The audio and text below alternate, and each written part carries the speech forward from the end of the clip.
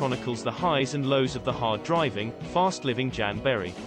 From the birth of rock and roll to major chart success while still in high school, from the peak of fame with Surf City, to the prophetic nightmare of Dead Man's Curve, Jan's life story is compelling and brutal. In Dead Man's Curve, The Rock and Roll Life of Jan Berry, author Mark Moore taps his years of research to illuminate the complexities of Jan's dual life.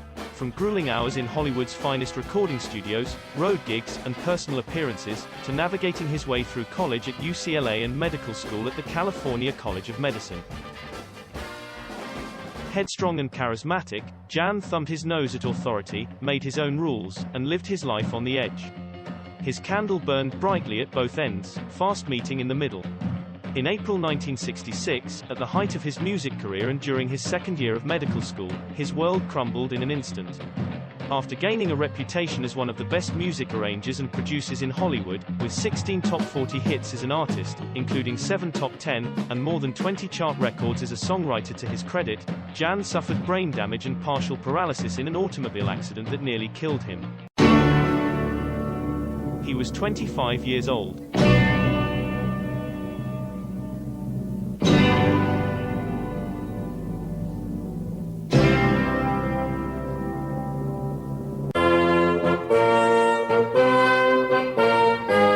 In Dead Man's Curve, Moore reveals Jan's story in depth for the first time, based on extensive primary source documentation and supplemented by the stories and memories of Jan's family members, friends, music industry colleagues, and contemporaries. Highlights include Jan's rebellious youth, garage studio, and breakthrough in the music industry. Stories behind the music of Jan and Arnie and Jan and Dean, including Berry's work with Joe Lubin, Herb Alpert, and Lou Adler. Jan's tenure as a contract artist, songwriter, music arranger, and record producer for Nevins Kirshner Associates and Screen Gems Columbia Music. His production work with the Wrecking Crew, the cream of the crop of Los Angeles studio musicians.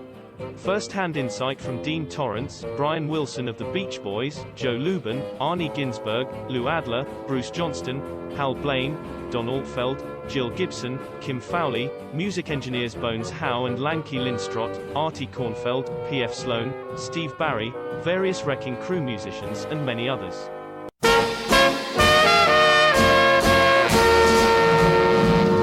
Jan's writing, arranging, and producing for artists outside of Jan and Arnie and Jan and Dean. Road stories. Jan and Dean's ill-fated film and television projects, scuttled by the kidnapping of Frank Sinatra Jr., a train collision, and the ultimate wipeout. Jan's personal life and workload in college and medical school. His influence on his peers in the industry. Details of his car accident, rehabilitation, and learning to walk and talk again.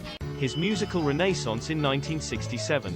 Heartaches and triumphs on the long road back from Dead Man's Curve.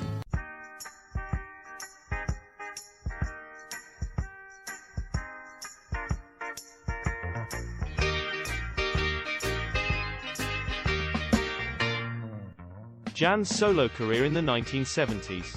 Paul Morantz's 1974 Rolling Stone article and a behind-the-scenes look at the 1978 Jan and Dean film Dead Man's Curve. Performing and touring with Jan's solo band Aloha in 1977 and 78. At the Palomino, November 14th, one night only, the hits of Jan and Dean featuring Jan Berry for 2 shows, with special guests, the Safaris. So be there this Sunday night at the Palomino on Lancashire and North Hollywood to see Jan Berry with Downing, Tripp, and Midler. So come on!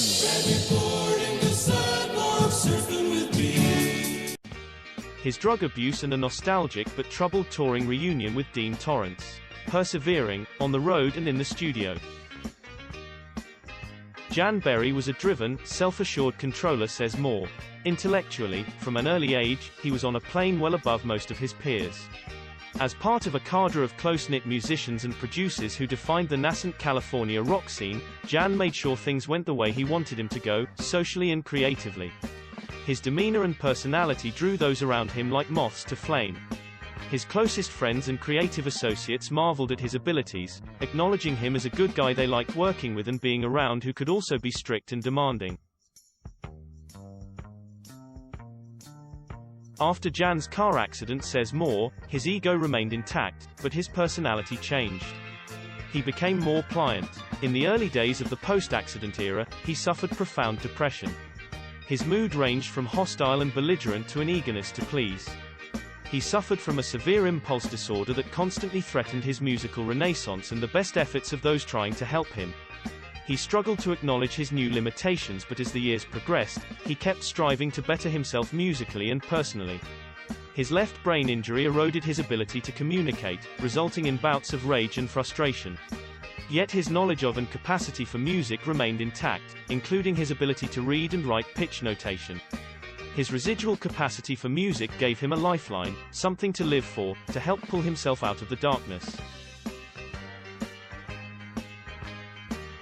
The book features 195 photos, maps and illustrations, and 4 appendices. It is available from online booksellers and at libraries in the United States and around the world. Online retailers include Amazon.com and McFarlandBooks.com, among others. For more information and to see the book's table of contents, visit markmoreauthor.com and the official Jan Berry website at jananddean-janberry.com. View the promo video on YouTube and download a high-resolution image of the book cover. Print and internet media may request a digital review copy of the book online from the publisher.